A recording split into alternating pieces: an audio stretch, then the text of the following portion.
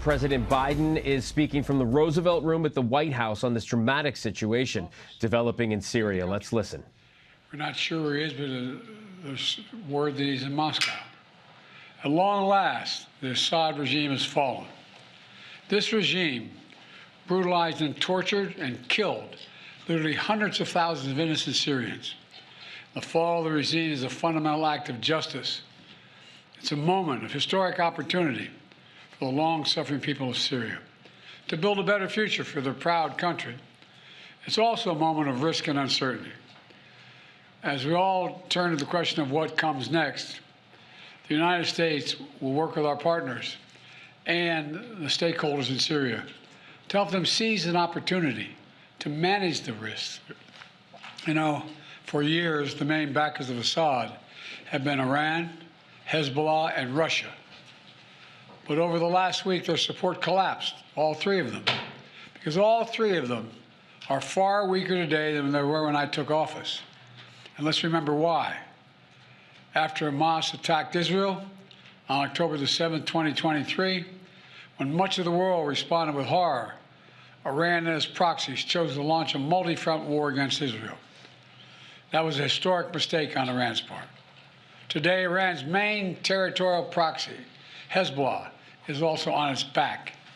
Only 12 days ago, I spoke from the Rose Garden about the ceasefire deal in Lebanon, a deal that was only possible because Hezbollah has been badly degraded. Meanwhile, Hamas has been badly degraded as well. Iran's own military capabilities have been weakened. Iran tried 2 times to attack Israel, and the United States and built a coalition of countries to directly defend Israel and help defeat those attacks. All this made possible for Iran and Hezbollah to continue to prop up, impossible, I should say, for them to prop up the Assad regime. Additionally, Russia's support for Assad also failed. And that's because Ukraine, backed by our American allies, has put up a wall of resistance against the invading Russian forces, inflicting massive damage on the Russian forces. And that has left Russia unable to protect its main ally in the Middle East. Excuse my cold. The upshot for all this is, for the first time ever, neither Russia nor Iran nor Hezbollah could defend this abhorrent regime in Syria. And this is a direct result of the blows that Ukraine, Israel, have delivered upon their own self-defense with unflagging support of the United States. You know, over the past 4 years, my administration pursued a clear and principled policy towards Syria. First, we made clear from the start sanctions on Assad would remain in place unless he engaged seriously in a political process to end the civil war, as outlined by the UN Security Council resolution passed in 2015. But Assad refused, so we carried out a comprehensive sanction program against him and all those responsible for atrocities against the Syrian people. Second, we maintained our military presence in Syria, our counter-ISIS, to counter the support of local partners as well on the ground, their partners, never ceding an inch of territory, taking out leaders of ISIS, ensuring that ISIS can never establish a safe haven there again. Third, we've supported Israel's freedom of action against Iranian networks in Syria and against actors aligned with Iran who transported lethal aid to Lebanon. And when necessary, ordered the use of military force against Iranian networks to protect U.S. forces. Our approach has shifted the balance of power in the Middle East.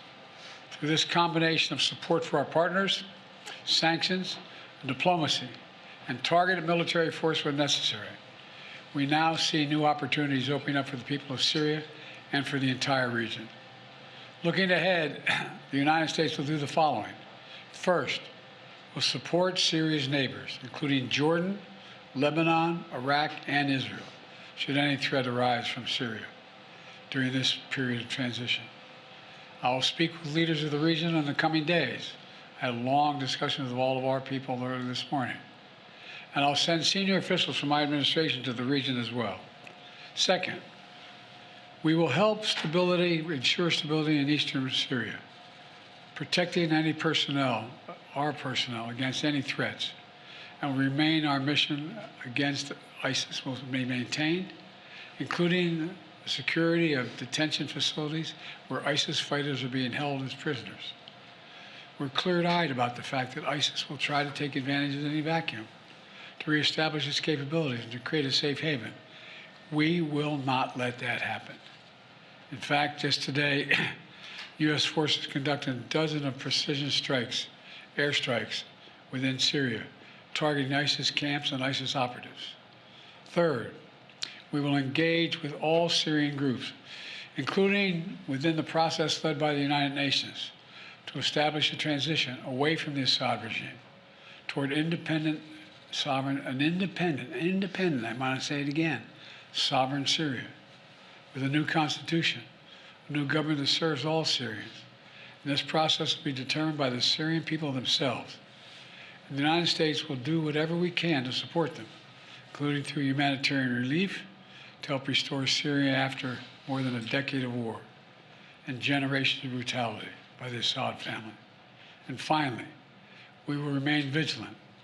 Make no mistake, some of the rebel groups that took down Assad have their own grim record of terrorism and human rights abuses.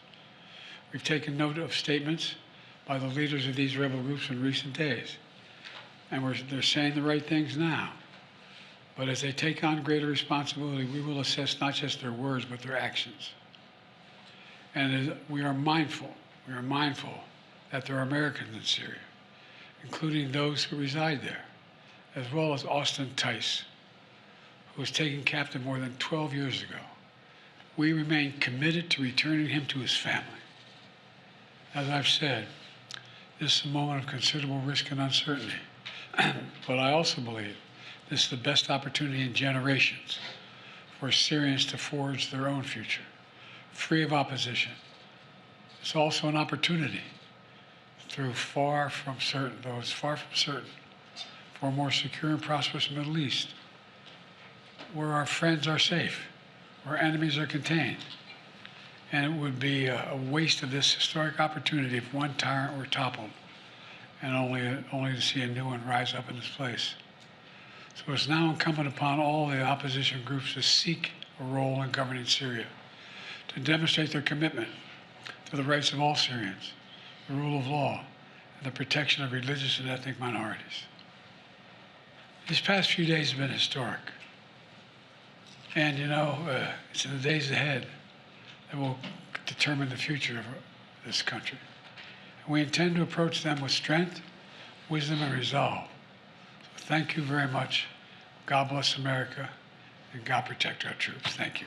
What should happen to Assad now, Mr. President? Mr. President, What does are the you U.S. concerned know about about Austin Austin being Tice? released? What does the U.S. know about where Austin Tice might be and if he's safe?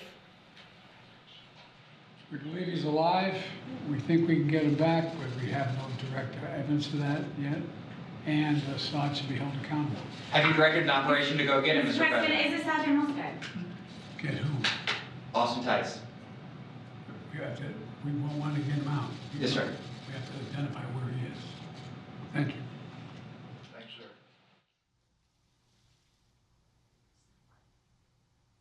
All right, that was President Biden speaking from the Roosevelt Room at the White House about the situation in Syria, the larger situation in the Middle East as a whole, and how Syria and what is happening there fits into this, answering a couple of questions at the end as he was walking out, as he's accustomed to doing, about Austin Tice, an American who was there in Syria, saying he still wants to get him back. They just have to find out where he is.